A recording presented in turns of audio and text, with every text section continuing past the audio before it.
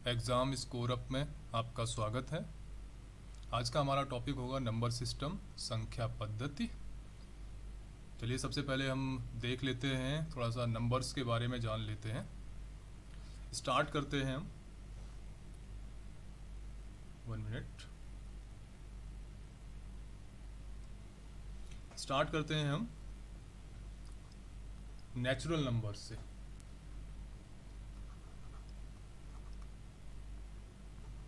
Natural numbers ये क्या होते हैं? प्राकृतिक संख्याएं।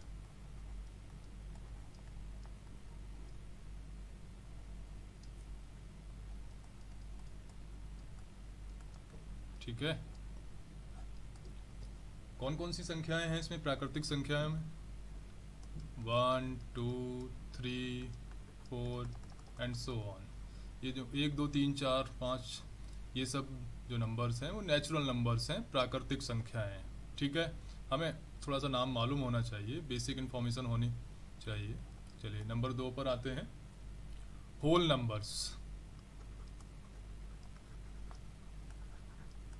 होल नंबर्स ये क्या है? पूर्ण संख्याएं। ओके। पूर्ण संख्याएं क्या है? इसमें केवल जीरो और इंक्लूड हो जाता है, मतलब 0 1 2 3 4 एंड सो ऑन। मतलब नेचुरल नंबर प्लस जीरो, मतलब इसमें जीरो और आ गया। होल नंबर्स पूर्ण नंबर, पूर्ण संख्याएं, इसमें जीरो और इंक्लूड हो जाता है, मतलब जीरो से लेके आगे जो भी है वो होल नंबर्स हैं, पूर्ण संख्याएं। चलिए तीसरे नंबर पर पहुंचते हैं। तीसरा क्या, कौन से नंबर्स हैं? इंटीजर। इंटीजर्स पूर्णांक संख्याएं।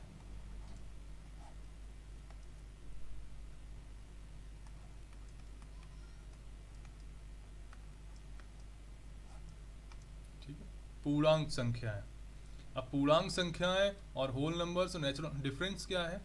पूर्णांक संख्याओं में नेगेटिव नंबर्स भी आ जाते हैं, मतलब जो ऋणात्मक नंबर हैं, नेगेटिव नंबर्स हैं, वो भी आ जाते हैं।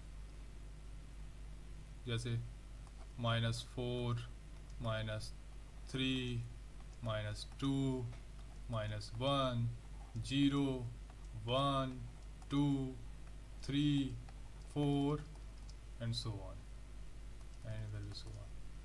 मतलब इसमें नेचुरल नंबर्स भी शामिल हैं, होल नंबर्स भी शामिल हैं, और इनके अलावा जो नेगेटिव नंबर हैं, ऋणात्मक नंबर हैं, वो भी शामिल हैं। ठीक है।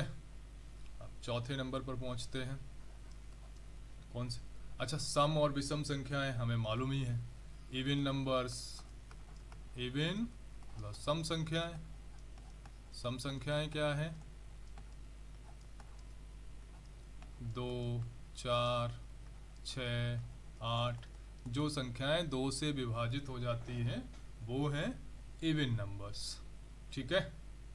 चलिए अगले उस पर चलते हैं। चलिए अभी 1 मिनट।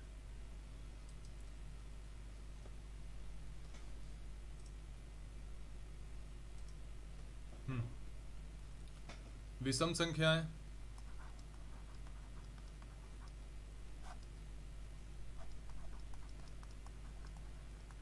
ये बेसिक इन्फॉर्मेशन के लिए बता रहे हैं, बहुत सारे बच्चों को ये भी नहीं मालूम होता है। विषम संख्याएं 1 3 5 7, ठीक है, 1 3 5 7, ये विषम संख्याएं हैं। क्लियर। अब आगे चलते हैं। विषम संख्या मतलब ऑड नंबर्स, इंग्लिश में भी बता देते हैं ऑड नंबर्स। ठीक है। अब अगला चलते हैं प्राइम नंबर्स।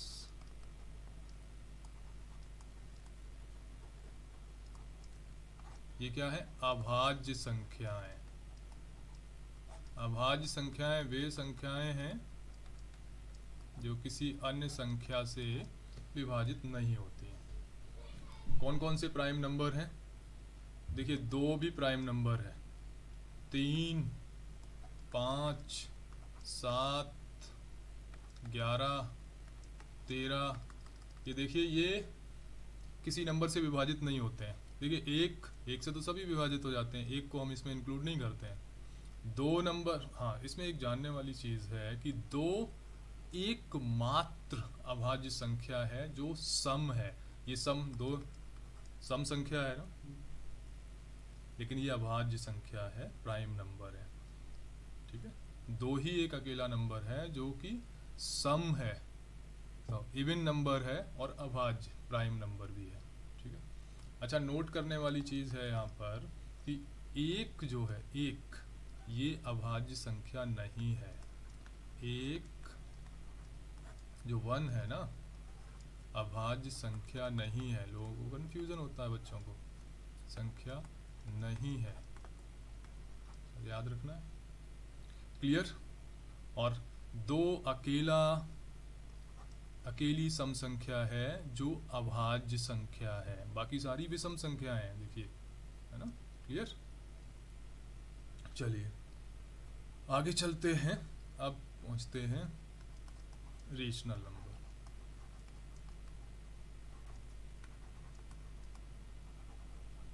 रेशनल नंबर परिमेय संख्याएं।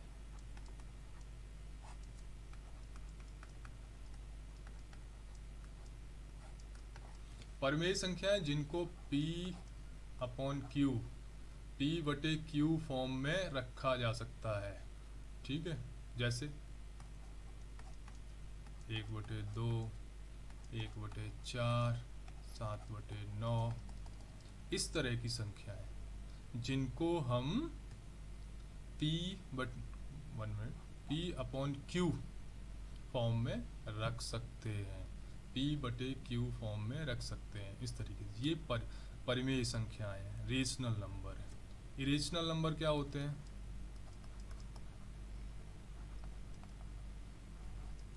इरेशनल नंबर अपरिमेय संख्याएं, अपरिमेय संख्याएं। ये क्या है? जैसे √2, √3, ये सारी अपरिमेय संख्याएं हैं। क्यों? इनको हम P/Q फॉर्म में नहीं रख सकते। ठीक है, P/Q फॉर्म में नहीं रख सकते, इसलिए ये अपरिमेय संख्याएं हैं। चलिए परिमेय संख्याओं से अब आगे बढ़ते हैं। रियल नंबर्स,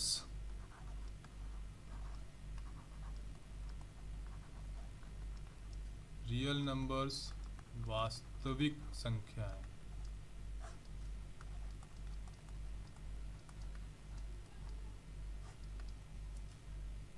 वास्तविक संख्याएं, इसमें आपके रेशनल, इरेशनल सारे नंबर्स आ जाते हैं। 7/9, √2, √3, पाई, 8/9, एटसेट्रा। ठीक है, चलिए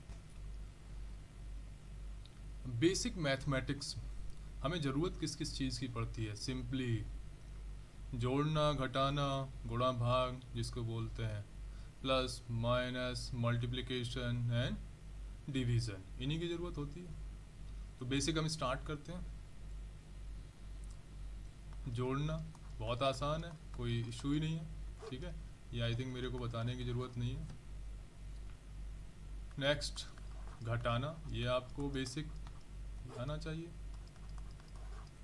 ठीक है, गुणा, मल्टीप्लिकेशन,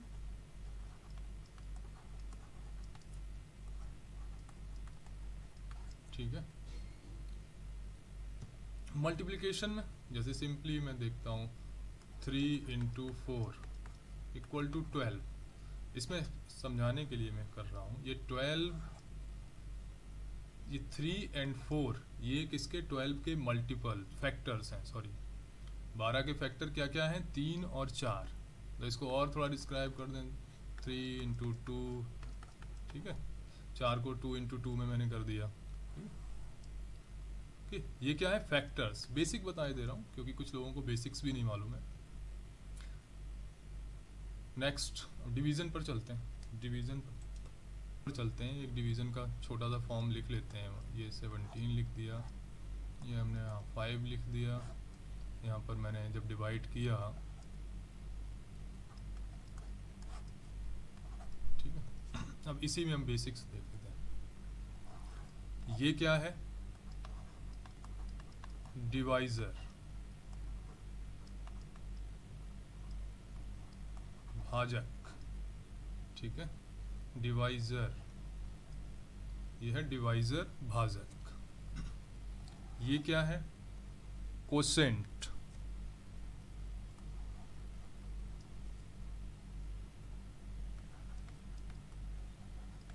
तो भागफल, ठीक है। ये क्या है,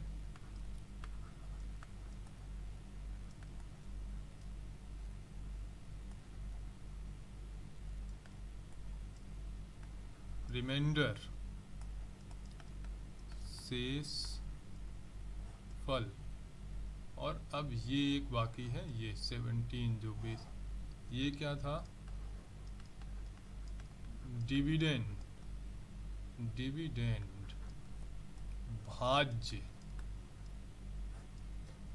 ठीक है। तो ये बेसिक थोड़ा सा हमें मालूम होना चाहिए। सिंपली मान लिया डिविडेंड हमें निकालना हो तो डिविडेंड मतलब इक्वल टू, मतलब भाज्य, तो हम क्या करेंगे,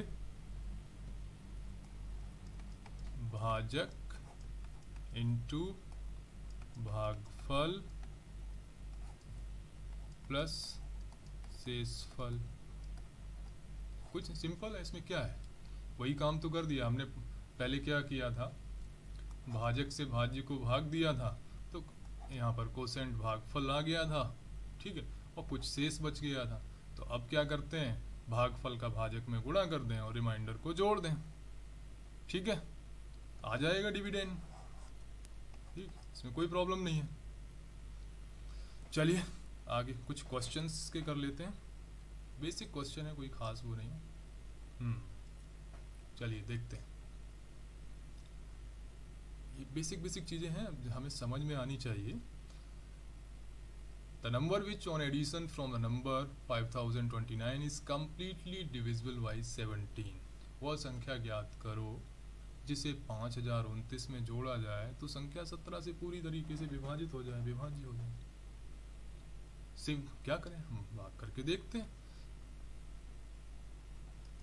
5029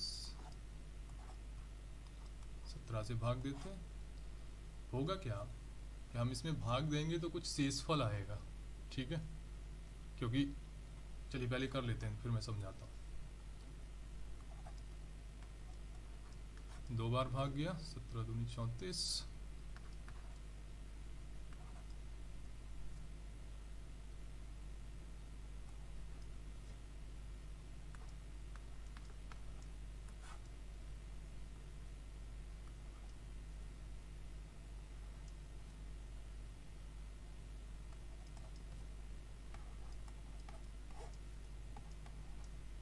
ठीक है।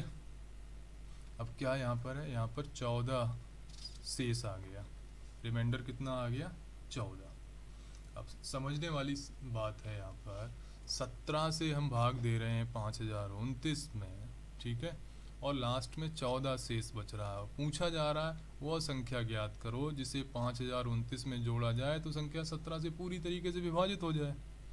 तो कितना और जोड़ दें कि भाग पूरा चला जाए, 14 तो आ ही गया शेषफल में, और 17 यहाँ पर होता टोटल, तो हो जाता हमारा काम, ठीक है ना।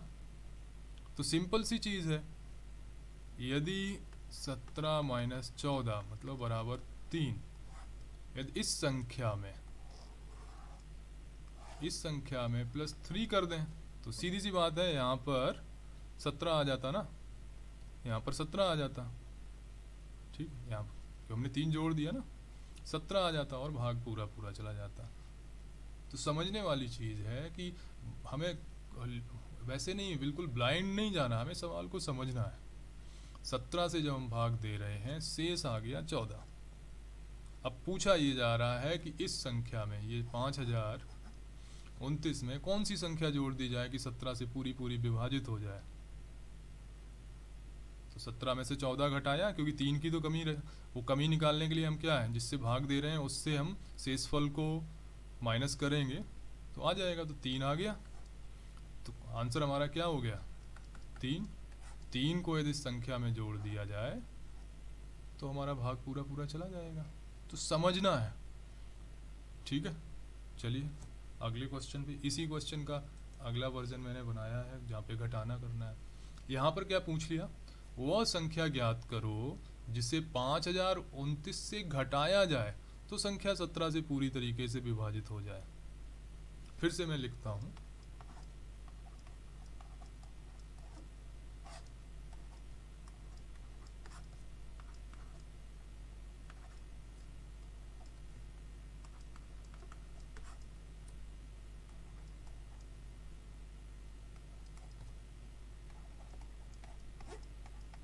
ठीक है। रिमाइंडर कितना आया, 14। अब पूछा जा रहा है वह संख्या ज्ञात करो जिसे 5029 से घटाया जाए तो संख्या 17 से पूरी तरीके से विभाजित हो जाए। तो अब घटाने की बात हो रही है, तो ये 14 एक्स्ट्रा आ गया ना, शेषफल 14 एक्स्ट्रा आ गया ना, ये 14 ना होता तो भाग पूरा पूरा चला जाता। तो सीधी सी बात, हमें कुछ नहीं करना, जो 14 एक्स्ट्रा आ गया वही संख्या होगी। यदि 14 को इस 5029 से घटा दिया जाए तो पूरा पूरा भाग चला जाएगा, ठीक है ना। तो आंसर क्या हो जाएगा, वो संख्या होगी 14, ठीक है ना। 17 से हम जब भाग इसमें दे रहे थे तो 14 शेषफल आ गया, और पूछा ये जा रहा कि कौन सी संख्या हम घटा दें तो हमारा पूरा पूरा भाग चला जाए। तो 14 को घटा दें, क्योंकि 14 एक्स्ट्रा है ना, ठीक है ना, क्लियर। चलिए आगे बढ़ते हैं नेक्स्ट। हमारे YouTube चैनल को लाइक और शेयर कीजिए, चैनल को सब्सक्राइब कीजिए, बेल आइकन को प्रेस कीजिए।